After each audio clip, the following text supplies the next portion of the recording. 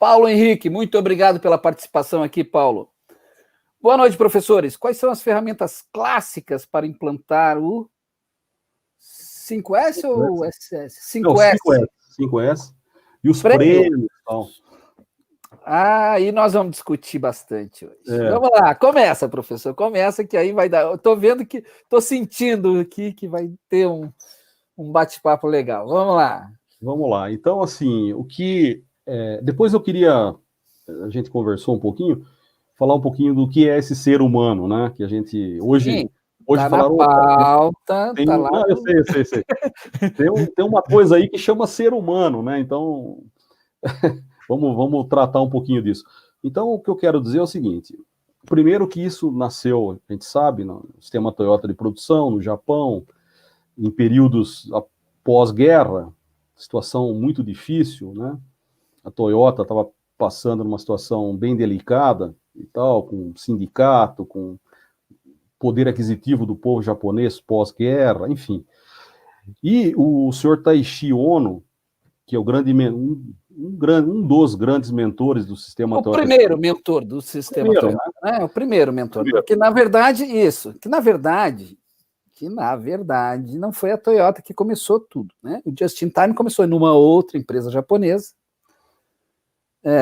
e nasceu como Just in Time, né? Justamente para trabalhar essa questão da... Que, inclusive, a tradução não é das melhores, apenas... Eu podia falar na hora H, né? Melhor do que apenas a tempo, né? Então, mas é que, na verdade, ela veio para fazer oposição ao JIC, né? Ao Just in Case. Uhum. Então, que era a produção em massa.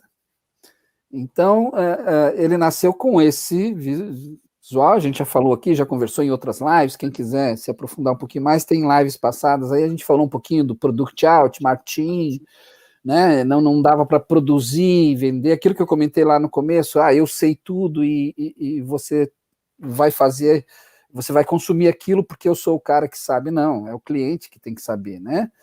É ele quem me diz o que ele quer, né? Eu vejo o valor, ele vê valor no produto se ele é atendido.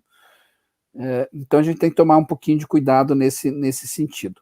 A gente não pode só fugir dessa questão. Não. Vamos lá, vamos responder Isso. Vamos lá. Então, o que acontece? Sim, que o 5S, ele primeiro que tem uma filosofia também, certo? E também você pode transformá-lo, né, evidentemente, na aplicabilidade em ferramentas, mas é um programa. Você, como Six Sigma, você tem que tratar o 5S. Eu, felizmente, vivi isso, né? E tem até umas coisas interessantes para falar. Eu vivi isso numa empresa de sistemas de freio, e que foi o nascimento da coisa ali, né? E foi um programa muito bem elaborado, né? E só para você ter uma ideia, eu não me lembro se ficávamos 1 ou 2 meses em cada S, e aí tinha uns banners enormes na empresa, né?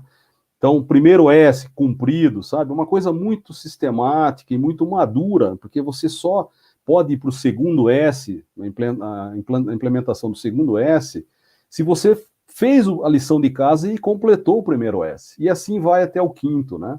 Que é a padronização e tal, cultural. E depois você não pode, porque isso também já faz parte do ser humano. Você não pode não ter um controle sobre o processo, porque ele vai ter variabilidades também, né? Então, você tem que incentivar uma coisa mais lúdica. Nessa empresa, a gente tinha uma competição interna, auditoria do 5S, uma competição, tinha um troféuzinho, mas funcionava, as pessoas se motivavam para isso e tudo mais.